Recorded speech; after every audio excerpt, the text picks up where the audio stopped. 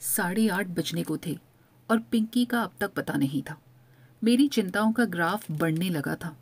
सर्दियों में अंधेरा वैसे ही जल्दी घेराता है और शहर में रोज होने वाली घटनाएं मन को डरा देती हैं। बच्चों को हमारी परेशानियों का एहसास नहीं होता, बल्कि मैं फ़ोन भी करती हूँ तो वह नाराज़ हो जाती है। कहती है, और किसी के घर से तो फ़ोन नहीं आता, बस मेरा ही घनघनाता रहता है। इतना एम्बैरेसिंग लगता है। अब बताएं भला, इसमें एम्बैरेसिंग होने जैसा क्या है? तुम्हारे दोस्तों के घर वाले लापरवाह हैं तो मैं क्या करूं?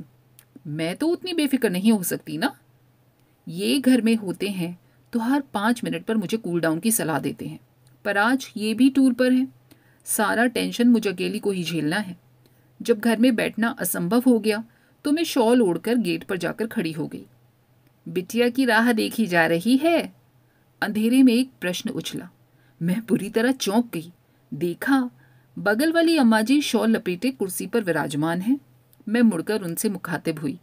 कंपाउंड वॉल पर टिकते हुए कहा, आंटी देखिए ना, अंधेरा हो रहा है। इतनी रात अकेली आती है तो चिंता होने लगती है। वह अकेली नहीं आती बेटा, एक लड़का घर तक छोड़ने आता है। मैं चकित होकर उन्हें देखती रह गई। पिंकी ने उनका नाम चुंगी नाका रखा है। वो गलत नहीं है। अपने बरामदे में बैठकर वो पूरे मोहल्ले की खोज खबर रखती हैं। थोड़ा बुरा भी लगा। जरा सी तुर्शी के साथ मैंने पूछा, आप अब तक यहाँ ठंड में क्यों बैठी हुई हैं? अरे बेटा, अभी अभी दफ्तर से बेटा लौटा है, उसका चाय नाश्ता हो जाने दो, फिर भीतर जाऊंगी। मतलब? अरे मुझे देखेगा तो पास बिठा लेगा, मेरे हालचाल पूछेगा, दफ्तर की बातें बताएगा। बहू को ये सब अच्छा नहीं लगता। कहती है शादी क्यों की, जिंदगी भर अम्मा के पल्लू से बंधे रहते। कहते हुए उन्होंने शॉल और कसकर लपेट ली। मैं चुप हो गई।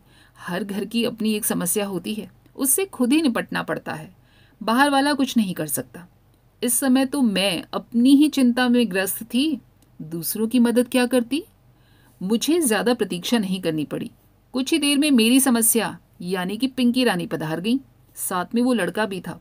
पिंकी बाहर से ही चिल्लाई, मामा वहां ठंड में क्या कर रही हो? तब उस लड़के ने मुझे देखा। नमस्ते आंटी। नमस्ते बेटा, आओ भीतर आओ, गर्मा गर्म कॉफी पिलाती हूँ। स्कूटर बाहर खड़ा करके वो निसंकोच भीतर चला आया। रोज तो बाहर से ही चले जाते हो, आज पकड़ाई में आए हो। आंटी प्रियंका ने कभी बुलाया ही नहीं, मैं तो रोज आ जाऊंगा। मैंने फटाफट उसके लिए कॉफी बनाई, सूखे नाश्ते के साथ सर्व की और कॉफी पीते हुए ढेर सारी बातें पूछ डाली। जब वो चला गया तो मैंने जैसे अपने आप से कहा, लड़का अच्छा है ना? कहीं तुम इसके साथ मेरा गठजोड़ करने की तो नहीं सोच रही? एक ही बैठक में उसके खानदान की सारी हिस्ट्री ज्योग्राफी पता कर ली मामा, इसीलिए पूछ रही हूँ। अरे हर्ज क्या है? No mummy, he is just a friend. Coaching तक लाने ले जाने के लिए ठीक है, पर शादी के कतई लायक नहीं। इतना मीडियोकर पर्सन से शादी की बात तो मैं सोच भी नहीं सकती। अरे कैट की तैयारी कर रहा है, सो क्या ऐसे ही? मैंने कहा। पता है मम्मी, ये उसका तीसरा अटेम्प्ट है। अरे तो तुम कौन सा पहली बार में ही निकल जाओगी? मामा तुमसे तो बात करना ही बेकार है, उसने तुनक कर कहा और कपड़े बदलने चली गई। इन लड़कियों को समझना सचमुच बड़ा मुश्किल है। पिछले साल तक सुनील नाम के एक लड़के से अच्छी खासी दोस्ती थी। दोनों ने टेबल टेनिस में कॉलेज को कई बार रिप्रेजेंट किया था। फिर एकाएक उसका जाना बंद हो गया। मैंने पिंकी से पूछा तो बोली, जनाब खेल खेल में लाइफ पार्टनर बनाने के सपने देखने लगे थे। हाउ रबिश मामा। एक लड़का था रजत, 2-3 नाटकों में दोनों ने साथ काम किया था। लड़का खूब सुंदर था, संपन्न भी। मुझे तो सुशील भी लगता था, पर पिंकी बोली, मम्मी उसे ऑफ स्टेज देखोगी ना, तुम्हें मतली आ जाएगी। तो फिर उसके साथ काम क्यों करती हो? Because he is just a fine actor. अरे कल को बॉलीवुड में जाकर बड़ा स्टार बन गया तो? नो चांस मामा, वह तो बस लोकल हीरो है। वहां तो ऐसे सैकड़ों हीरो मारे मारे फिरते हैं, कोई घास नहीं डालता। मैंने सुना है लड़कियां उस पर जान छिड़कती हैं। अरे मामा, लड़कियां पल्ले दर्जे की बेवकूफ होती हैं, तभी तो ऐसे लोगों की बनाती है। कई बार मेरा मन होता था उससे पूछने को कि लाडो, तेरी नज़र में कोई मिस्टर परफेक्ट है भी? उस दिन कॉलेज से लौटते हुए बोली, मम्मी थोड़ा विटामिन एम स्पेयर करो, पार्लर जाना है। क्यों, कॉलेज में कोई फंक्शन है क्या? मैंने पूछा। फंक्शन तो है, पर कॉलेज में नहीं, बर्थडे पार्टी में जाना है। Kartik is throwing a party मामा। कार्तिक? कार्तिक इतने दिनों तक कहाँ था? यही था, पढ़ाई में बिजी था मामा, पीजी कर रहा था ना। अरे एकाएक तुम्हें कैसे याद कर लिया उसने? अरे याद क्यों नहीं करेगा मम्मी, मैंने उसे भूलने ही कब दिया। हर साल बर्थडे पर विश करती हूँ, न्यू ईयर का कार्ड भेजती हूँ। हाँ, पार्टी आज पहली बार दे रहा है। कार्तिक की पार्टी में खूब बन संवर कर गई थी। बार बार पूछ रही थी, मामा मैं ठीक लग रही हूँ ना? मेकअप बहुत गाढ़ा तो नहीं है? साड़ी बहुत जाजी तो नहीं है? वो सचमुच बहुत प्यारी लग रही थी। बाल भी बड़े ढंग से संवारे थे, कपड़े भी ढंग से पहने थे। ऐसा नहीं कि हमेशा की तरह ऊट पटांग पहन लिया और चल दिए। उसकी सज्जा से ही पता लग रहा था कि वह किसी को इम्प्रेस करने के लिए बेताब है। ये जानकर मुझे अच्छा भी लग रहा था। कार्तिक सचमुच अच्छा लड़का था। बहुत अरसे पहले वे लोग हमारे पड़ोसी थे। उसकी बहन कीर्ति पिंकी की क्लास में थी। माता पिता दोनों डॉक्टर थे, अक्सर बिजी रहते थे। कीर्ति का अधिकांश समय हमारे यहाँ ही तो गुजरता था। फिर मोहल्ले बदल गए, पर एक ही क्लास में होने के कारण कीर्ति और पिंकी की दोस्ती बनी रही। हायर सेकेंडरी के बाद वो भी भाई की तरह मेडिकल में चली गई। आना जाना कम क्या, एक तरह से बंद ही हो गया। यह तो आज पता चला कि पिंकी उन लोगों के, खासकर कार्तिक के बराबर संपर्क में है। अच्छा लगा। जाते समय मैंने उसे ढेर सारी हिदायतें दी। जल्दी लौटना, ऑटो में अकेले मत आना, किसी भरोसेमंद आदमी की कार में ही बैठना, वगैरह वगैरह। उसे अच्छा तो नहीं लग रहा था, पर चुपचाप सुनती रही। आखिर उसके पापा को ही उस पर दया आ गई, झल्लाकर बोले, बस भी करो अब, लड़की अब बच्ची नहीं रही, खासी बड़ी हो गई है।